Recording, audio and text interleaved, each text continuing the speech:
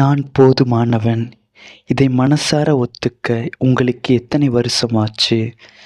சில வார்த்தைகளை வாயால் சொல்லுவது சுலபம். ஆனால் அதை உண்மையிலே நம்புவதற்கு பாதி வாழ்க்கை ஓடிவிடுகிறது. அதில் முதன்மையானது இது. நான் போதுமானவன். ஐ ஆம் எனஃப். ஏன் இந்த ஒரு வரியை ஏற்றுக்க நம்ம மனசு இவ்வளோ தயங்குது? காரணம், சின்ன வயசுல இருந்தே நம்ம காதில் விழுந்த விஷயங்கள் அப்படி. இன்னும் கொஞ்சம் மார்க் எடுத்திருக்கலாம், அந்த வீட்டு பையனை பாரு, நீ இன்னும் கொஞ்சம் அப்படி இருந்திருக்கலாம். இந்த ஒப்பிடுதல்களும் இன்னும் கொஞ்சம் பெட்டராக இருக்கணும் என்கிற அழுத்தமும் நமக்குள்ளே ஆழமாக பதிஞ்சு போச்சு. எப்போ பாரு ஏதோ ஒன்றை நோக்கி ஓடிக்கிட்டே இருக்கும். ஆனால் நிஜம் என்ன தெரியுமா? நான் பர்ஃபெக்டாக இருக்கணும்னு அவசியம் இல்லை.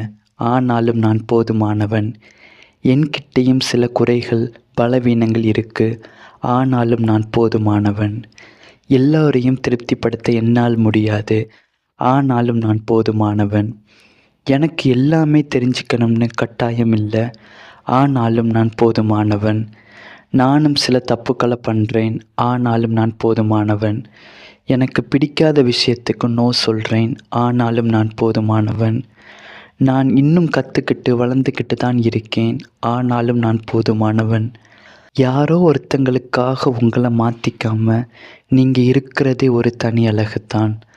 வள்ளுவர் அழகான ஒரு விஷயத்தை சொல்கிறார்.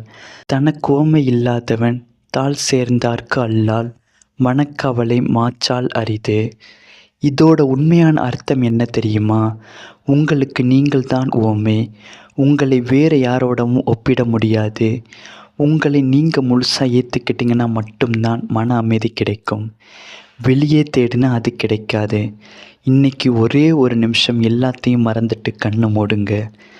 ஒரு நல்ல ஆழ்ந்த மூச்சு உங்கள் மனசுக்குள்ளே சொல்லிக்கோங்க. நான் போதுமானவன், நான் போதுமானவன், நான் போதுமானவன் என்ற வார்த்தையை.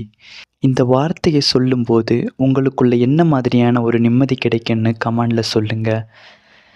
இந்த பதிவு இன்றைக்கி யாருக்காவது ஒரு சின்ன ஆறுதலாக இருந்தால் அதை கமெண்ட் பண்ணுங்கள்.